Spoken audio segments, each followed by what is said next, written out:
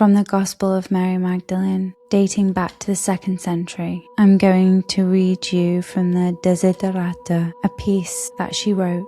Go placidly amid the noise and the haste, and remember what peace there may be in silence. As far as possible, be on good terms with all persons. Speak your truth quietly and clearly, and listen to others, even the dull and ignorant. They too have their story. Avoid loud and aggressive persons. They are vexations to the spirit. If you compare yourself with others, you may become vain and bitter. For always there will be a greater and lesser persons than yourself. Enjoy your achievements as well as your plans. Keep interested in your own career, however humble. It is a real possession in the changing fortunes of time. Exercise caution in your business affairs, for the world is full of trickery. But let this not blind you to what virtue there is. Many persons strive for high ideals, and everywhere life is full of heroism. Be yourself. Especially do not feign affection, neither be cynical about love. For in the face of all avidity and disenchantment, it is perennial as the grass. Take kindly the counsel of the years, gracefully surrendering the things of youth. Nurture strength of spirit to shield you in sudden misfortune, but do not distress yourself with imaginings. Many fears are born of fatigue and loneliness. Beyond a wholesome discipline, be gentle with yourself. You are a child of the universe, no less than the trees and the stars. You have a right to be here, and whether or not it is clear to you, no doubt the universe is unfolding as it should. Therefore, be at peace with God, whatever you convince Him to be, and whatever your labors and aspirations in the noisy confusion of life. Keep peace with your soul, with all its sham and drudgery and broken dreams. It is still a beautiful world. Be careful, strive to be happy. And that's the end of the text that you can see when you visit the St. Margaret and Mary Magdalene's chapel in Glastonbury.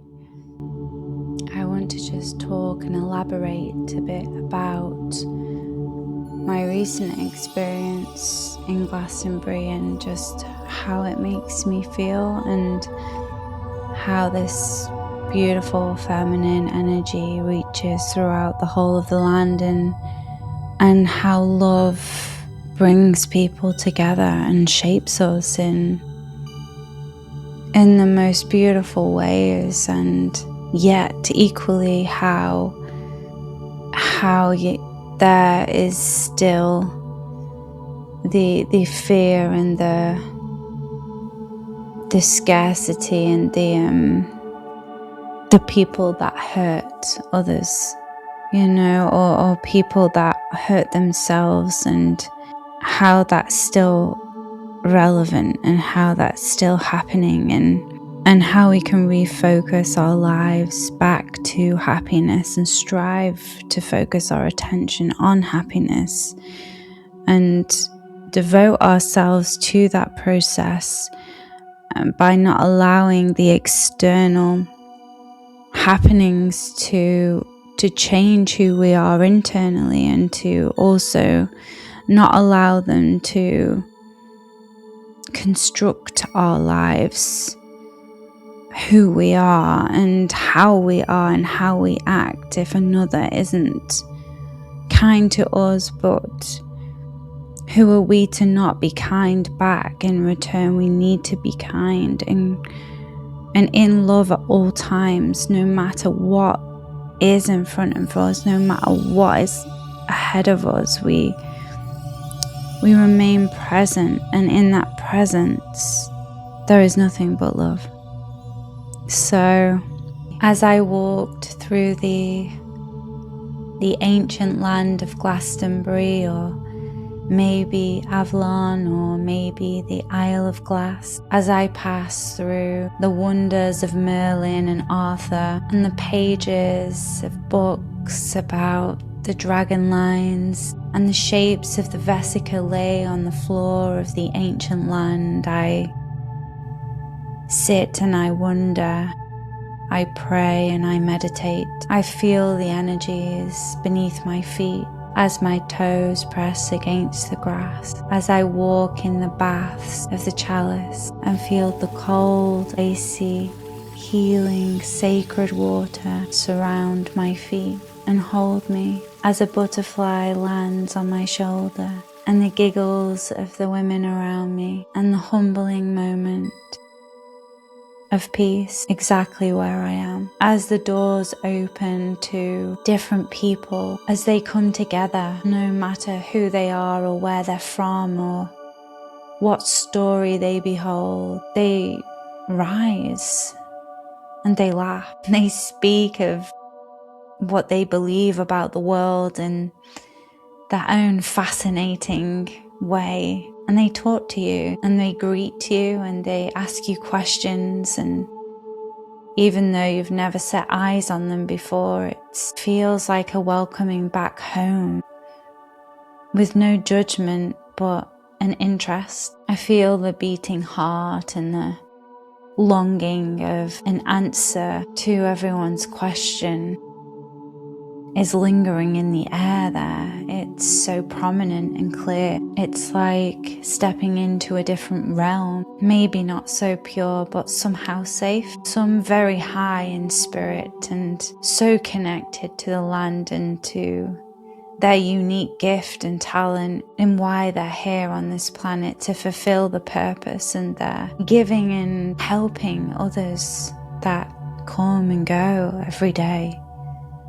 Different faces, different names. Yet I found myself here unknowingly, unknowing about my ties to this place, revealing and unfolding my journey through different people and admiring the universe's intelligence as it arrives to me in the most unexpected ways, and as charming and as vast and unexplainable as it all is, it's dear to my heart because it's shown me so much about who I am and the power within me, and brought me to the people there who allows it to shine through with no judgment, who sees my full potential. So friends I have gained as I walk into the bookshops and conversations take place, or as I meet energies on the street that align. You realize that these are the people you are always meant to meet. No matter how long someone may stay in your life, for an instant or forever. Equally as important, life-changing in fact. Listening to my intuition as my fears arise, yet I realize that the only thing I can do is listen to my body and what it tells me in that moment, and lead with that honesty and truth and open up and let myself be vulnerable and speak and communicate and interact and bloom and blossom and fully be there present in the moment with who is in front of me, and hear about them and their lives, and that's okay. For me it's normal, and for there it's normal. And then sometimes to live outside of that world, to a one not so open or welcoming, or maybe to a one that's following the footsteps of what came before. It's difficult to tread that same path, and yet even more difficult to leave when family is near and responsibility is high, and the desire, as Mary says, there has to be a balance. Stepping forward, taking action, but not clinging and attaching, and not a yearning or a longing, because I want and I feel how much I want to change, and part of me, it feels, should I want that, because what I have is enough, and my heart sometimes wants more. It comes from a place of love, because what I want more of is connection and communication, and in a way that invites a journey of spirit and an adventure of culture and an openness of dance and music, and a collaboration of everyone's skills and abilities together. No worries about giving and taking, but as just oneness where we all share freely and kindly, where doing good is bare minimum. Good is the foundation of all that we are, and the kindness and the compassion that we can cultivate brings me great joy. It's a reminder to be who we truly are within, and that takes work and practice, and that will probably change every day, but your truth is here to be seen. And I feel like this is what this text shows. It's to find that balance, to realize that life around us may be harmful and not perfect. It takes us out of the magic, because we've forgotten what magic is, and we push it aside because we don't value it as important. But for me, this text brings back the magic through the humble focus on ourselves, on our own lives, on listening to even the dull and ignorant, to understand that there is a part of us in everyone, to not feel inadequate, and also not to ourselves higher or lower than another, but to find everything we want and need and desire, but from within, from a contentment and a place of peace. And that comes from stillness and a meditation from the heart,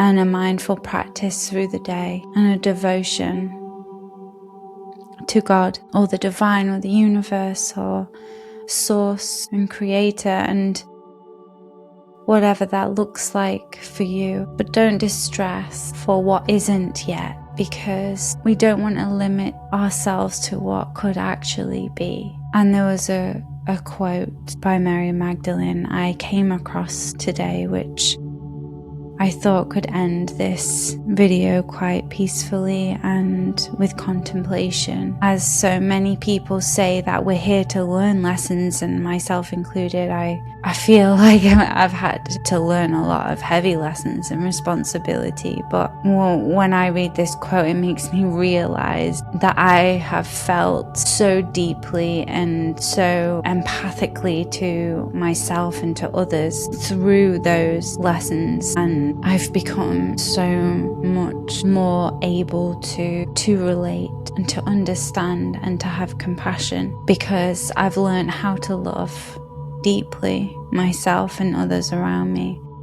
And I've also learned how to speak my truth, or am learning, as I will always be learning. But I feel I step braver each day into my heart and into my truth. So this quote says, "You are not here to learn lessons. You are here to feel deeper, to know yourself as love, to fall to your knees in compassion, and to feel the grace and the presence of your spirit in form." Mary Magdalene wrote this quote, I feel, she was able to be completely embodied by love, through love, for love, with love, all love, an all-encompassing channel of love as she is. And she's shown me that personally. And I feel it's important that we allow ourselves to feel deeper, not to be annoyed at the moment if we can't, or frustrated in the fact that we want it but it's not there. But